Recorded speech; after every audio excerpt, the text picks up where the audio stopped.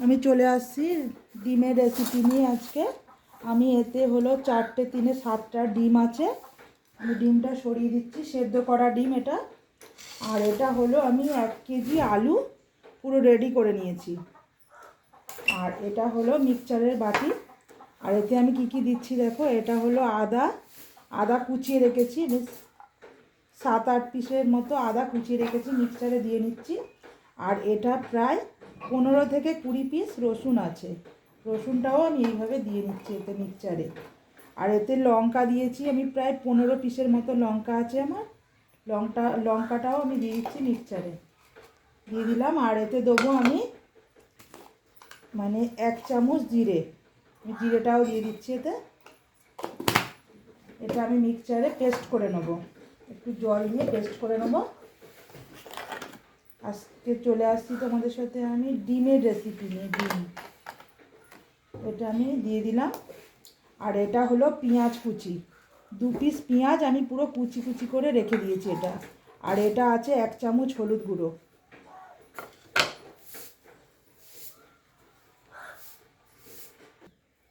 এবার আমার মশলাটা পুরো রেডি হয়ে গেল, এইভাবে মিক্সচারে পুরো করে নিলাম। এটা হলো জিরে দিয়েছি, তোমাদের প্রথমেই বলে দিলাম যে এটা জিরে দেওয়া হয়েছে, আর আদা রসুন আর লঙ্কা মিক্সচারে করে নিলাম এটা পেস্টটা।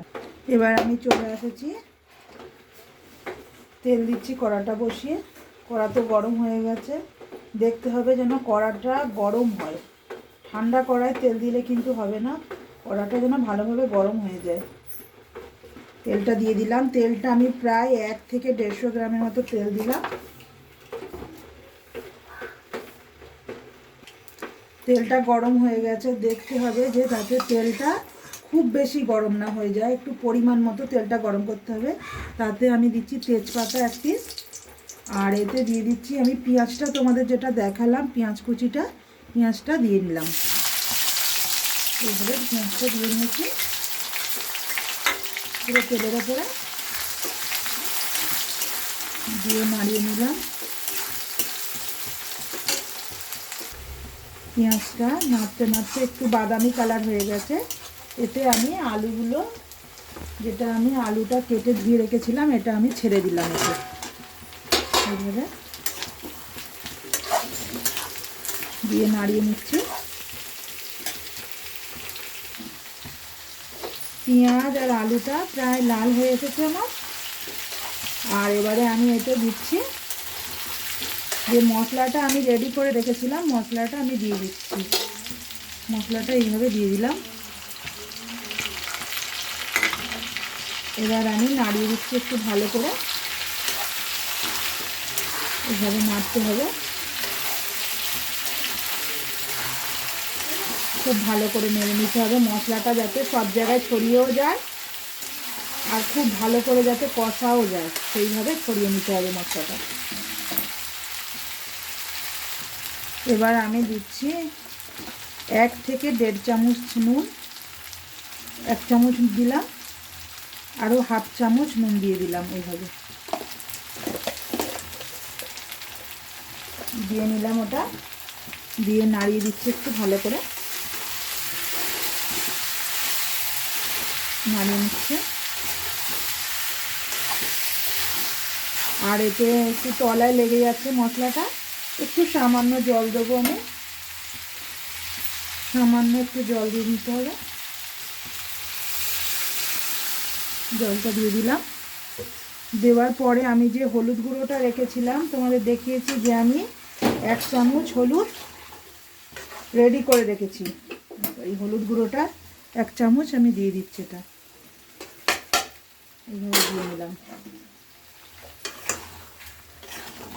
দিয়ে ভালো করে এর সাথে কষে নিতে হবে।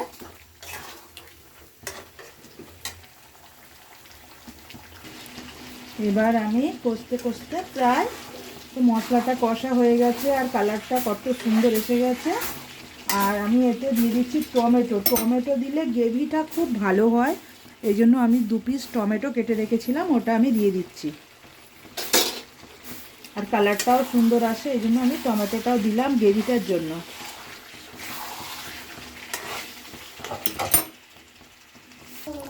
এবার আমি টমেটোটা দেওয়ার পরে দেখো টমেটোটা পুরো কিন্তু গলেই গেছে একদম, তাও আমি একটু নাড়িয়ে চাড়িয়ে নিচ্ছি। আর গ্রেভিটা কত সুন্দর হয়েছে, একদম ঘন ঘন হয়ে গেছে।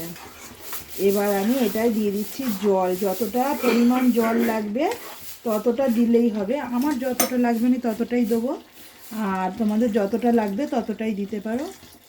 আমি এইভাবে দিয়ে নিলাম, খুব বেশি দেবো না আবার খুব কমও দেবো না, এইভাবে আমি নাড়িয়ে নিলাম দিয়ে। এবার আমি তরকারিটা এইভাবে নাড়িয়ে নিচ্ছি, ফুটে গেছে যেহেতু এইভাবে নাড়িয়ে দিলাম। এটা আলুটা কিন্তু এখনও সেদ্ধ হয়নি, একটু টাইম লাগবে। এবার আমার তরকারিটা প্রায় রেডি হয়ে এসেছে। আর এতে আমি দিয়ে দিচ্ছি যে ডিমগুলো সেদ্ধ করে রেখেছিলাম, ওই ডিমগুলো আমি দিয়ে দিচ্ছি এইভাবে আস্তে করে ছেড়ে দিলাম। ডিমগুলো দিয়ে একটু নাড়িয়ে দিচ্ছি,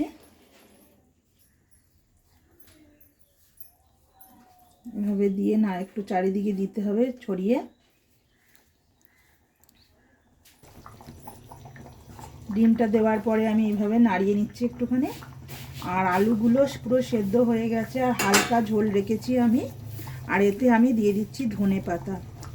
ধনে পাতা দিলেই তরকারির টেস্টটি চলে আসবে আলাদা, ধনে পাতাটাও আমি দিচ্ছি। এভাবে দিয়ে নিলাম। কেমন লাগলো দেখো তরকারিটা, পুরো আমার রেডি। ভালো লাগলে একটা লাইক একটা শেয়ার করে দেবে।